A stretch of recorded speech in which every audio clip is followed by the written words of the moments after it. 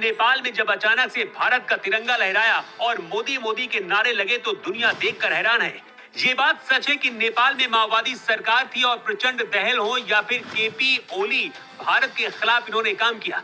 नेपाल की माओवादी सरकार चीन के इशारे पर काम करती रही और चीन की तरह नेपाल के युवाओं को भी दुनिया से अलग करके उनकी आवाज को दबाने की कोशिश कर रही थी। लेकिन हांगकांग से पहले नेपाल सीख चुका था, इसलिए केपी ओली सरकार को ही पलट दिया गया। दावा किया जा रहा है कि नेपाल की तस्वीरें हैं जहां भारत का तिरंगा लहराया गया और मोदी जिंदाबाद के नारे लगाए गए। यहाँ के लोग मांग कर रहे हैं कि हमें भी मोदी जैसा पीएम चाहिए। अगर मोदी जैसा पीएम मिल जाए तो नेपाल विकसित देश बन जाएगा। नेपाल में मोदी जैसे शक्तिशाली प्रधानमंत्री की जरूरत है।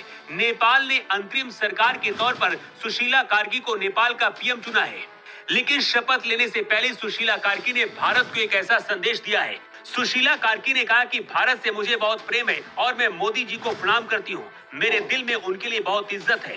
सुशीला कार्की ने आगे कहा है, भारत ने हमेशा नेपाल का साथ दिया है। हम बहुत करीब हैं।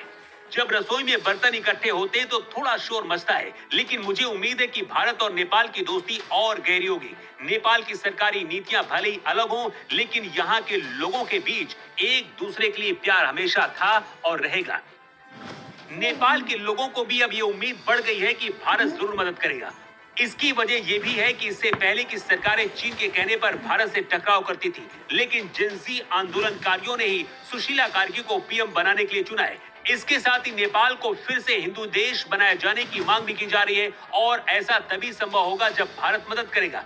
वैसे भारत भी यही चाहता था कि नेपाल की सरकार बदले और दूसरी सरकार आए जो चीन की गुलामी ना करे, जिससे भारत के साथ रिश्ते अच्छे रहें, और अब वही हो गया है।